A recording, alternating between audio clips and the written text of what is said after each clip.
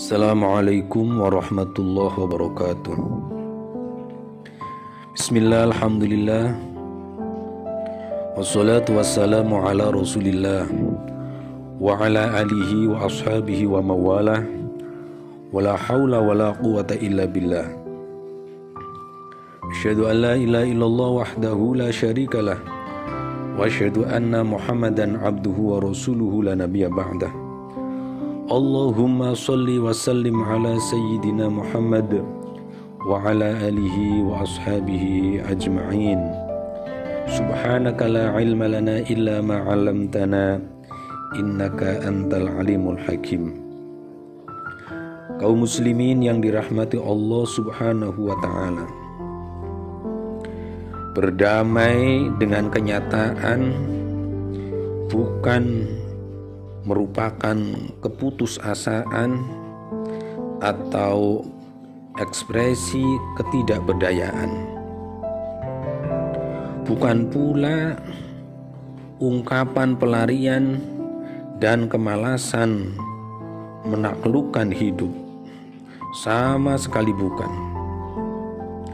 Namun berdamai dengan kenyataan adalah sebuah upaya menanamkan rasa syukur atas karunia Allah Subhanahu wa ta'ala dari awal hingga akhir, sembari berharap akan lahir kemahiran menyiasati keterbatasan, memaksimalkan potensi. Maka tetaplah melangkah tanpa menunggu kesempurnaan dan penuh keridhaan menyambut hasil dari usaha. Maka berdamai dengan kenyataan mengiringi setiap tahapan, mulai dari saat sebelum beramal, ketika beramal, dan saat menuai dari hasil amal. Pertanyaannya adalah, sebetulnya apa sih modal menjalani hidup ini? Hakikatnya semuanya sama. Modalnya adalah hati, akal, dan jasad. Maka tidak ada yang lebih mulia, tidak ada yang lebih hina. Semua lahir dalam kondisi fitrah, tidak mewarisi dosa turunan.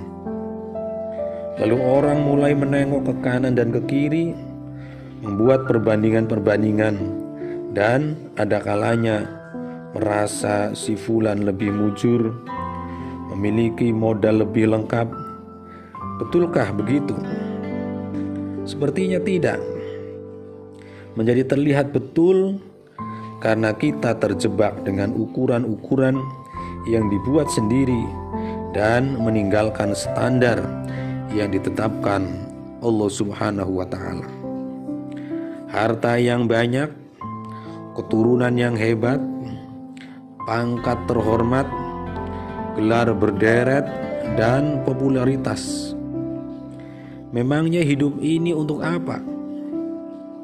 Jadi selama modalnya sama, hati, akal, dan jasad, mengapa harus merasa lebih merana daripada orang lain? Berikutnya masuk di tahap amal. Ada kalanya orang tak mampu dan tak mau beranjak melangkah karena merasa tak memiliki kepantasan. Tak sekaya si anu, tak sepandai si anu, tak secakap si anu. Kalaupun lantas beramal, tertunai hasilnya atau melakukannya asal-asalan. Mau tahu errornya di mana? Sebab ia merasa standar amal harus seragam. Yang tampak besar di mata khalayak, maka lalu ia mulai meremehkan amal-amal yang kelihatan kecil, meremehkan potensi dan kemampuan diri. Sadarlah bahwa pantai yang luas menghampar itu sejatinya adalah gugusan berjuta pasir yang kecil-kecil. Gunung yang tinggi menjulang sejatinya adalah tumpukan tanah dan batuan. Itulah sebabnya Rasulullah SAW melarang meremehkan kebaikan-kebaikan yang tampak kecil. Sebab kebaikan besar yang tampak dalam satu masyarakat sesungguhnya adalah ekspresi kolektif dari kebaikan-kebaikan individunya.